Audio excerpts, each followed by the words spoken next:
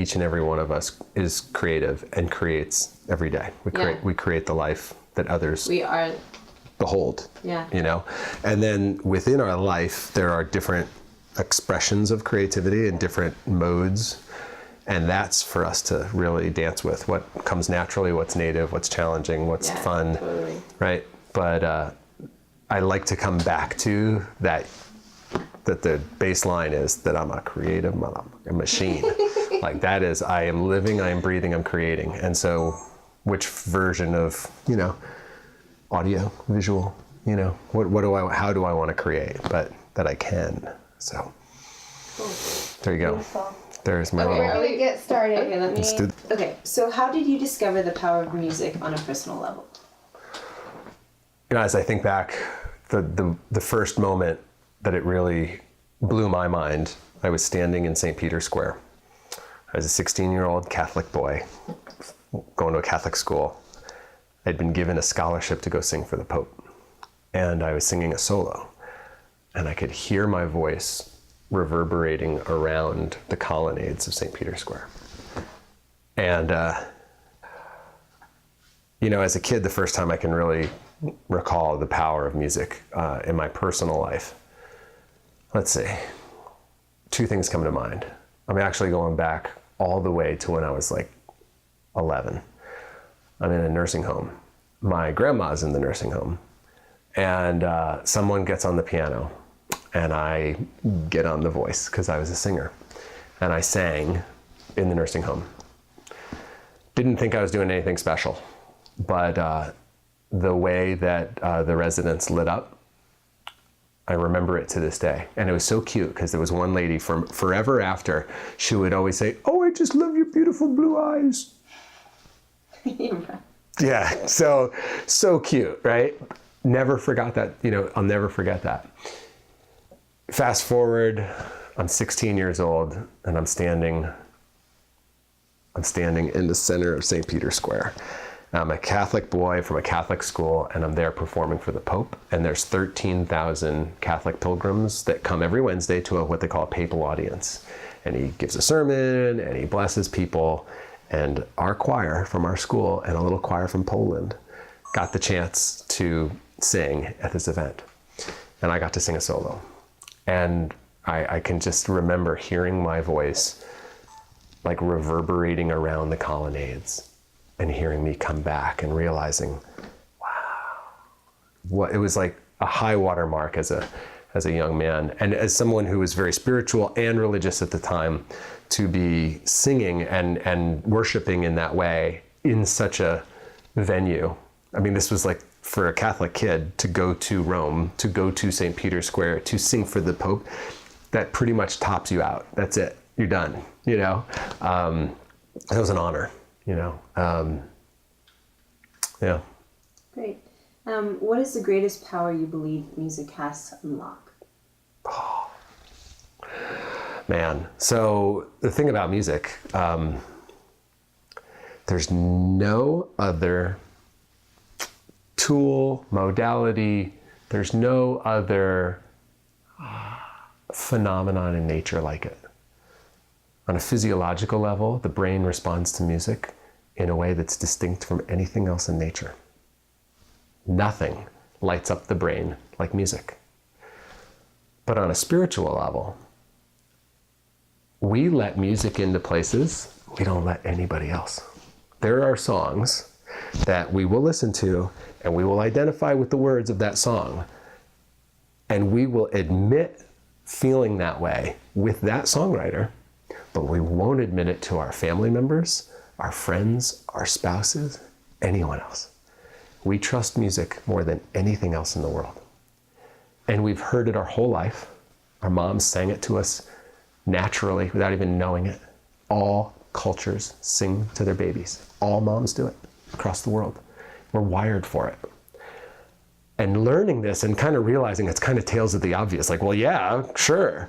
But knowing that, as a clinician, I feel like I have an unfair advantage because I leverage the most loved, most personal, most trusted modality phenomenon on the planet, and it's music. So on your website, you talk about this 4-step formula. What is the 4-step formula for you? So Vero. All right. Wow. So Vero is an equation. Now, I'm not a math guy, so this is as close to math as we get. And if my whiteboard wasn't already covered with my world domination plans, I would write it out. But Vero stands for, it's V plus E plus R equals O. And where V equals vision, E equals events, R equals response, and O equals outcome. And I first heard E plus R equals O by leadership expert John C. Maxwell. He described it in a speech he gave. And then I heard it again by Jack Canfield, who's co-author of Chicken Soup for the Soul. And he was on stage at an event. We were both speaking at this one event, and he shared this equation. And this was shortly after my daughter Bella died. And he said, events plus response equal outcome. And I thought, that's it. Exactly. Because all of the events that had happened through our journey with Bella, first, giving birth to a child with a rare fatal skin disease that was undiagnosed beforehand, and total surprise. And then going through her getting sick and almost dying, then going through the bone marrow transplant, having it go horribly wrong, and spending 99 days in the ICU with her before she dies. All of these events, it would have been really easy and understandable to just label tragedy, tragedy, tragedy, tragedy, tragedy, right? Like automatic. But I realized early on, if I was going to survive and function, I had to create like a moment, like a wedge in between the event and that automatic debilitating response, because there's no way I would be able to function as a dad and as a husband if all those things were occurring as a tragedy. It was like I was fighting for survival, for my own spiritual and mental survival. So I thought, okay, each time something occurred, I visualized like a gap, like there's this momentary gap. And in that gap, I can place my response. And so what I did is I would think every time, what's the most inspiring or empowering response I could make up right now? Like if this was a movie, what could I do right now that would just be the most empowering thing in the face of this, or the most inspiring thing in the face of this? And then of course, because we're creative beings, my brain would go, well, you could do this. Okay, I'm doing it. And I just kept choosing that over and over. And what I found was, as I changed my response, the whole outcome changed. And sure enough, this whole equation started to ring true. So when Jack shared the equation, I lived this. And I told him that night afterwards, I was like, I want you to know I lived that equation. I love the way that you made it so easy, because now I can teach it. But then I thought there's something missing, because that's very reactive. But we're creative beings. So everything that exists around us in the world first came to us as a thought, and then we created it. So we had a vision of something before it existed. And I felt like we have to account for that in really how to live a created life.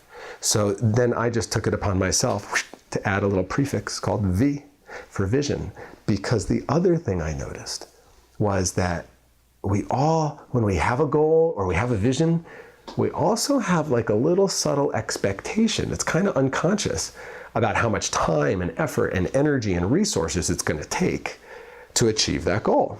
Sounds reasonable.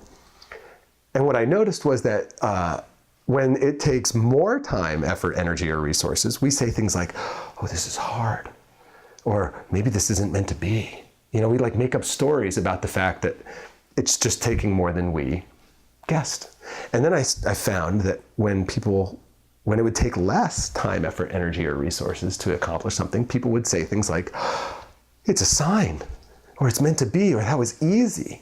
And I was like, well, yeah, it's a sign. It's a sign that you don't know how to budget or estimate the future. That's all it is. And so I just kind of realized that these things called hard or easy are really just myths that are based on what we expected the moment after we created the vision. That's all they are.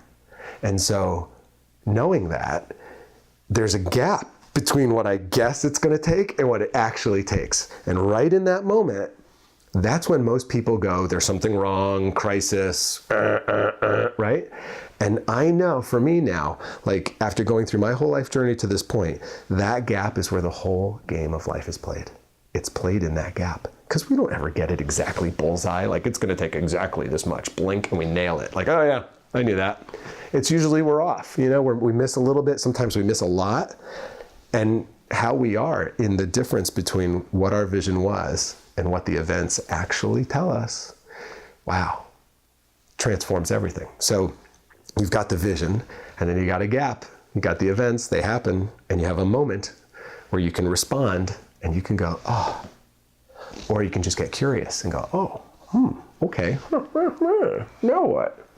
And for me, leveraging and living that equation has been how I've been able to really, talk about my daughter's story in a way that still inspires me, live the journey that I lived with her in a way that still inspires me, work in hospice and work with patients who are going through addiction, patients who have Alzheimer's in a way that totally lifts me up, because I realize that with every event they're dealing with and every event I witness, I get the last word, I get to respond, so do they.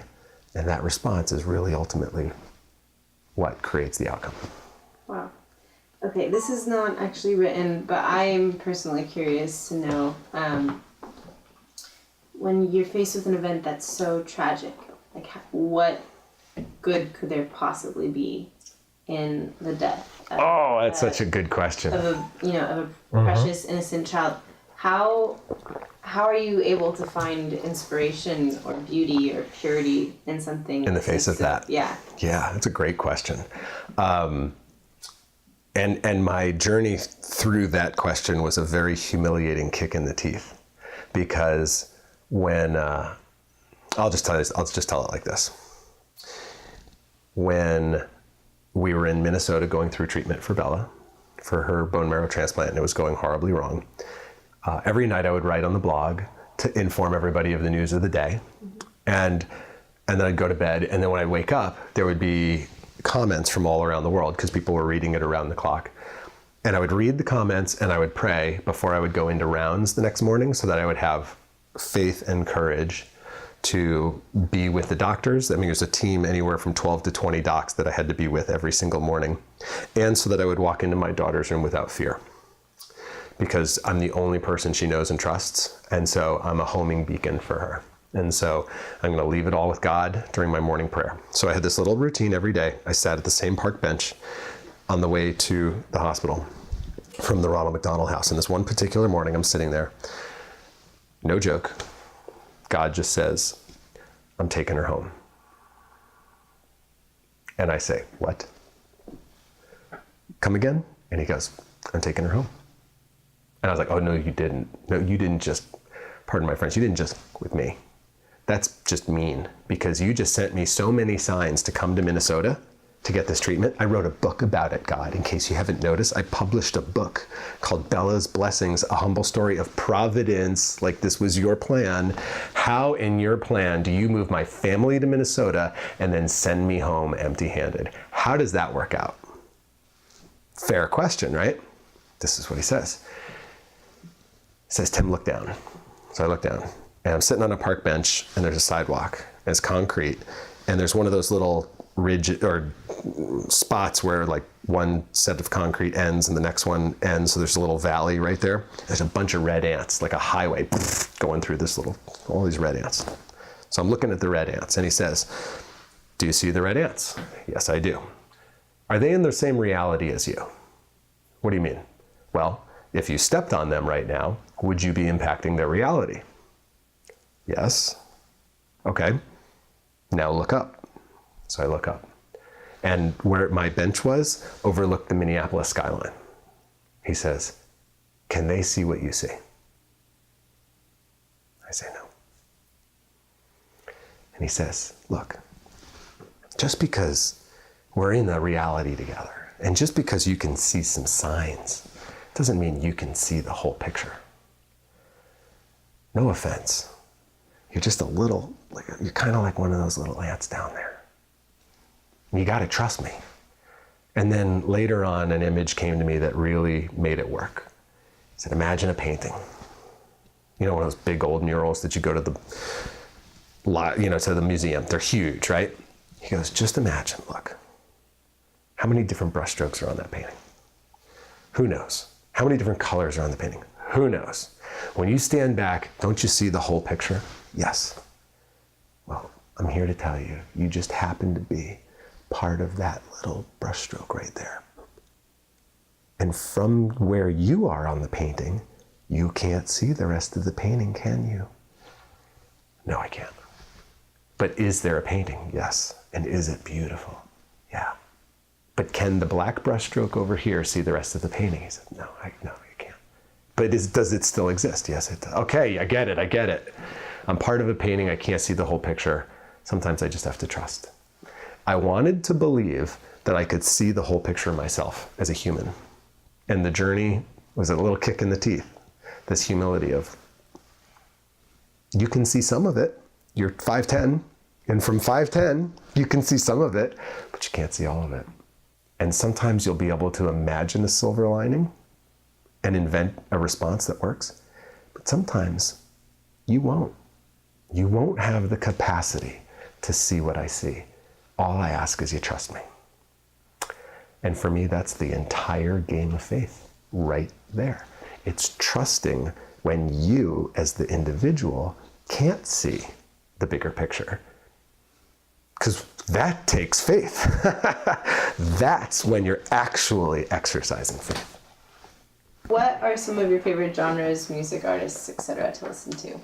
Cool. I am just a rabid fan of what currently is called EDM, which most recently was called trance and then was called techno. So no matter how old I am, it seems to be the same thing. 4 on the floor, pulse, boom, boom, boom, boom. Electronic music that I can just move my whole body to.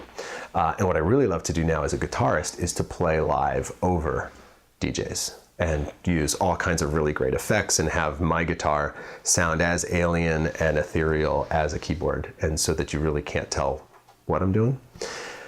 I can't get enough of that. If I'm driving to soccer, I need to listen to Dream Theater, which is my prog metal band that I've been listening to since '92. And boy, let me tell you, that gets the blood flowing. I'm just ready to go out, search and destroy. And then, what else do we listen to? Those are my 2 favorite things to listen to right now. And then I interestingly enough, right now, I listen to a lot of silence. Because now that I'm a music therapist and I use music clinically, it's like my sensitivity to music is just turned way up compared to before I went to school for it. And so I just find there's a lot of times where I don't have music on me that's the right match for how I feel. And what's really the right thing right then and there, because I'm just so hypersensitive to music, is silence. I have never appreciated silence more than since becoming a music therapist. Pretty interesting. Based on your personal experience, is music a universal healer, or does its effect vary from positive to negative depending on its style and genre? Music is a plural, right? So, gosh, when you say music, it's this umbrella, right, of so many different things that you can argue over whether it even is music, right? People will argue. So we'll say, music is fascinating research with, where's the book? Hidden Messages in Water, that came out in the 90s. I'm looking at my bookshelf and I see it, and it's Dr.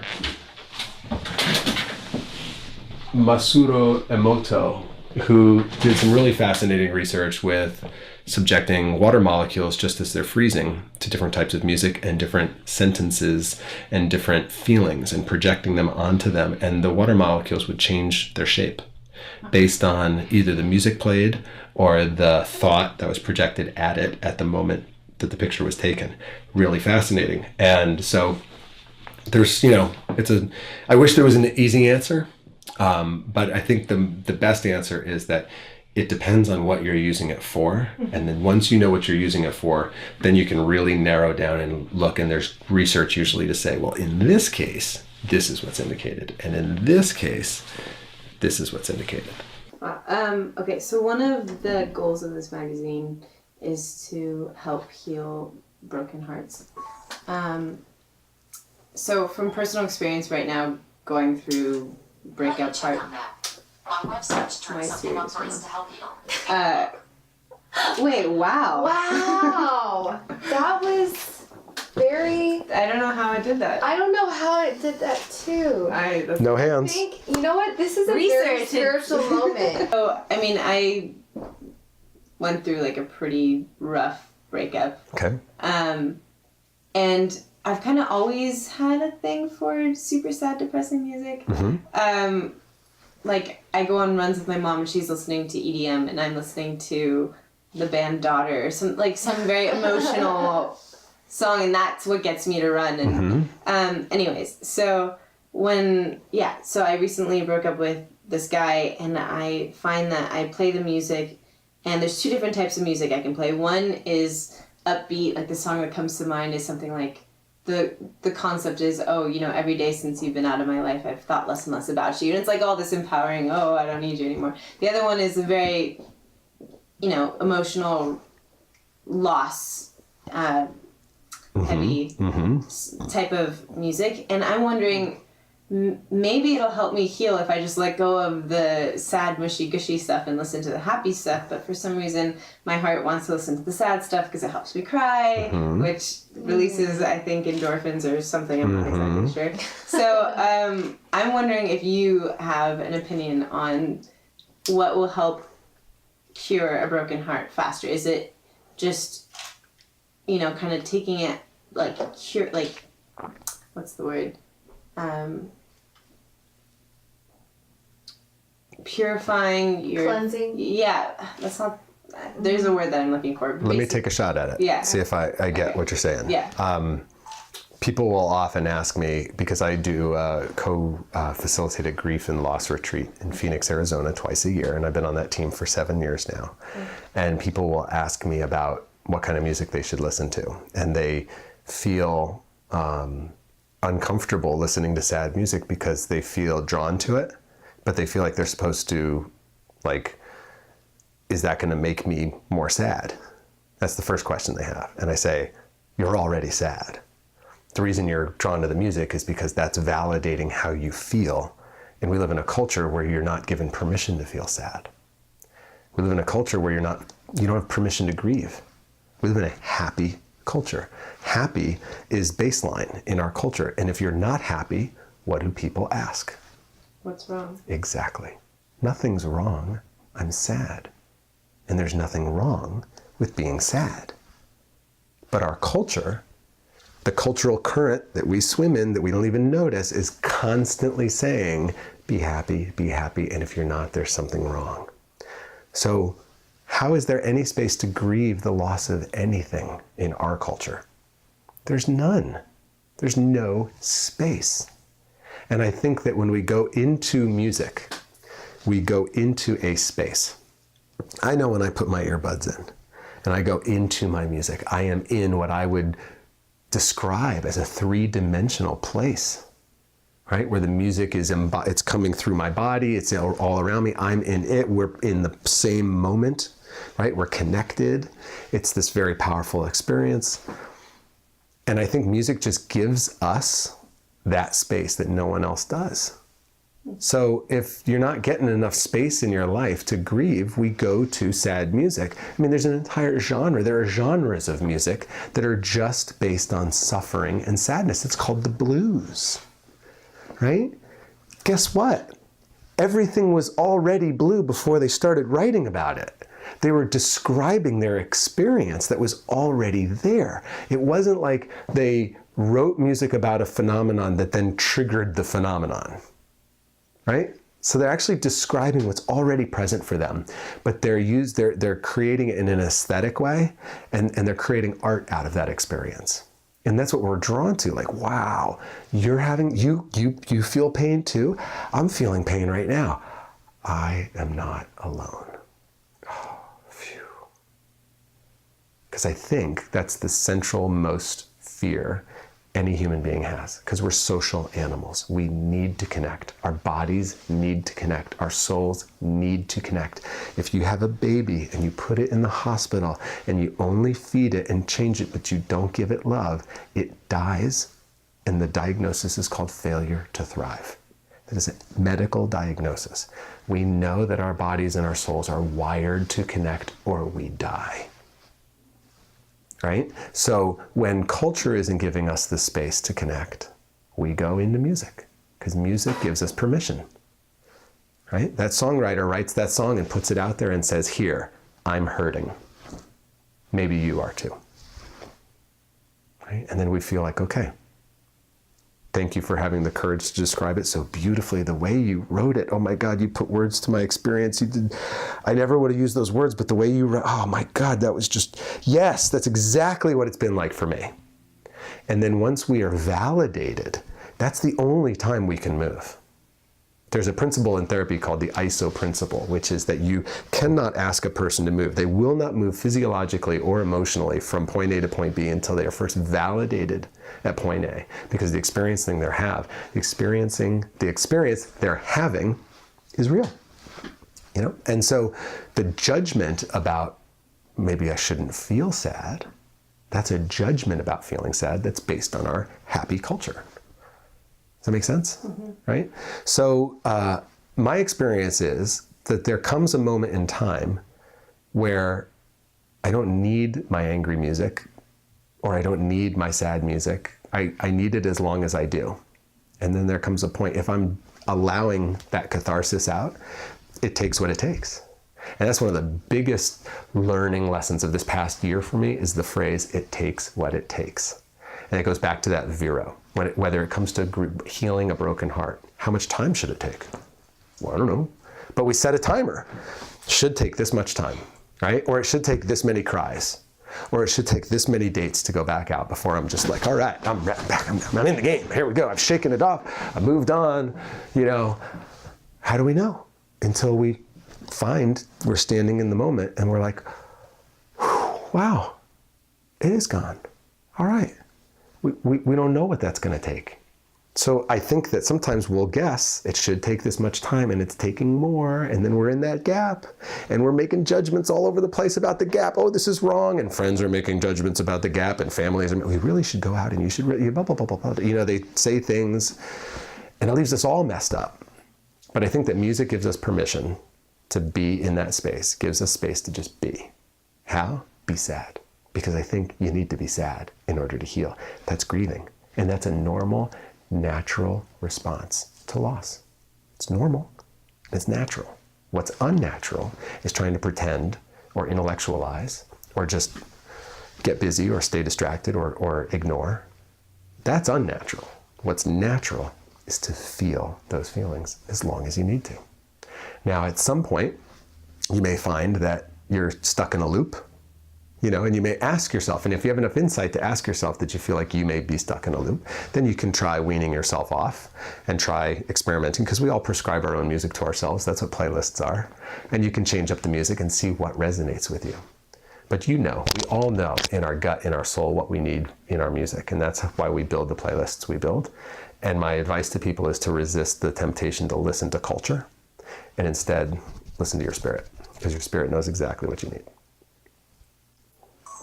You're awesome. Can I just take this moment and give you a hug real quick? I'm serious. That was so good. Oh, that really spoke to me too. Like totally just pulled me out. Yeah. And I wish I heard that 3 years ago. Yeah. Because I keep on thinking like maybe if I listened to happy music I would feel better. Like as a cure. And sometimes I do. Yeah. But I mean, man, I seriously sometimes like I hope nobody that's driving next to me is looking in because I am sobbing, and then I go to work and I have a phenomenal time, and then I go back and I listen to a different kind of song, but yeah. I don't know, I find it therapeutic, so thank you. You're welcome. You're welcome. I totally validate you having a good cry in the car. Yeah. Dude, it feels so good though. It does. Yes. I was crying on my morning run today. Yeah, it feels amazing. I cry on my runs too. Oh, it's awesome. When Bella first died, I cried every day on the treadmill. Yeah. I ran through my tears because all of the energy moving through my body from running also moved all of the emotional energy through my body. And it was awesome because I could literally get it out. Yeah. Right? And so I had to cry every day on the treadmill at a gym in public. And I didn't care. Yeah, I don't care. I didn't care. Empowering to cry in public. Yeah. I mean, not to like... I can't even control it. Yeah. No, but I mean, yeah, I second that. There's that. Okay, so let's see. Okay, some of these questions you've already answered very well, so. Okay. Okay, tell us about the connection you had with your daughter through music during her lifetime. Wow. All right. Oh, music and my daughter. Wow. Well, first, the gift of my schooling taught me about this thing called birth songs. And in C-sections, okay, so a C-section for the uninitiated, it's the surgical procedure where we literally take the baby out of the belly instantly. There's no cue. There's no labor contractions. There's nothing. There's no warning to the baby. The baby is asleep in bed. It's 2:30 in the morning. And then suddenly the roof opens up and a giant claw comes in and reaches in and grabs the baby right out of bed. I mean, can you imagine if you're in bed, it's 2:30 in the morning, you're sound asleep, you're all cozy, and then suddenly your entire roof of your bedroom just opens up and giant hands come in and grab you out of your bed and pull you out into a bright light. What the good grief is, what kind of transition is that, right? People don't get how unnatural a C-section is for a baby. And so a birth song allows the baby to have something that it recognizes in that moment of complete chaos. So I started writing for all my kids birth songs while they were still in the womb, and I would play it every night.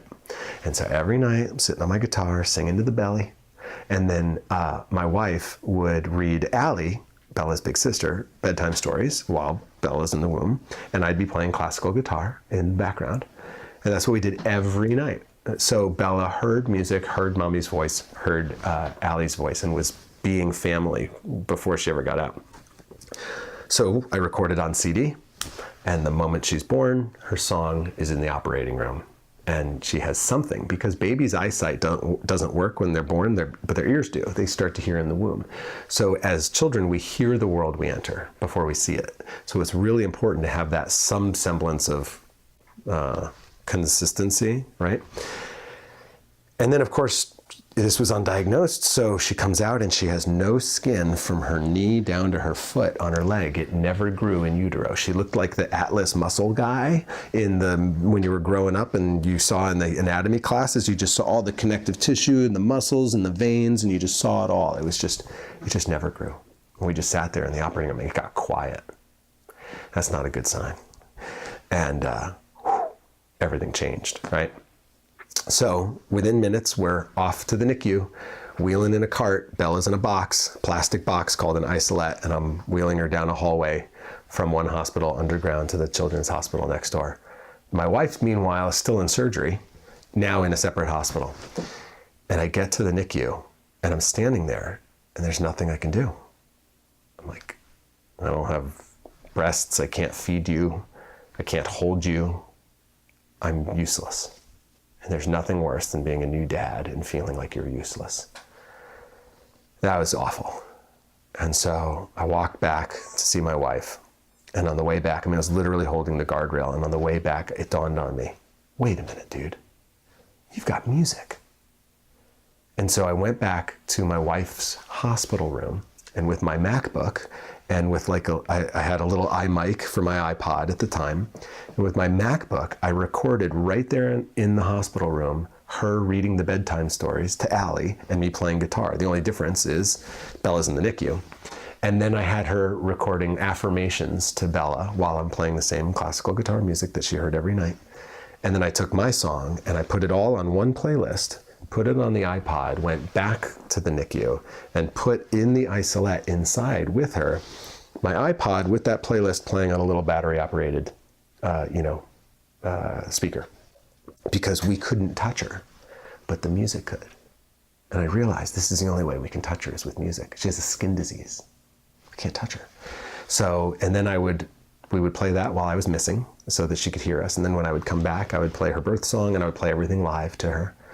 And that's what it was like in the NICU. And then we started using the music for all of her surgical procedures. Every time she went in for surgery, I would sing to her as she went under for anesthesia. So that it was like that, again, that last thing. She knew what was around. And then for wound care, every day we had to change her bandages. And so music for calming her and calming us and for pain management became vital for everybody. So every single time we had a wound care session where we had to change those bandages, music was playing. And I gotta tell you, it was like angels were just with her. When the music would play, she would just sit there and she would just look at us. She would listen to the music. Hi, Mom. Hi, Dad. You're doing such a good job. And she wouldn't like fuss or anything. And then we'd finish wound care and the music would stop. And it was like, zoom, back to baby. She'd start moving around, but like it was magical when she would just be listening to the music while we were changing her. Those were some of the most sacred moments with Bella, was when Angelique and I would be changing her dressings. And the two of us worked really well as a team, and we would be listening to the music, so it would be calming us, because we'd be just putting on really sweet instrumental lullabies, and just like, super soft, super gentle, just like caressing all of us in the room. And we would be whispering to each other, and we'd be whispering to Bella and smiling, because we knew, again, she's looking to us for how she should feel right now. So we would be really gentle and sweet and peaceful and manage that for her. So then she'd be like, okay, this is a gentle, sweet thing. Cool. The music's good. They're having fun. I'm going to have fun. And we'd go into this sacred space together in the music. And that's how it went every day she was alive. And the last day she was alive, when her heart stopped, her birth song came on the iPod all by itself. And it was 45 minutes into the middle of a playlist. And I got to harmonize with the iPod, and I got to sing her into heaven as I was taking all the tubes out of her body. And I just want you to know, before Bella was ever born, I wanted to get into hospice music therapy so that I could be the soundtrack of someone's transformation from life to afterlife. And that was cool. Just for a stranger, I had that experience clinically. It was one of the greatest gifts that I could do that for somebody else. I was so grateful. But when I got to be that soundtrack for Bella coming into life in the operating room, and then into afterlife from the hospital room, as a daddy who in that other moment felt useless, I realized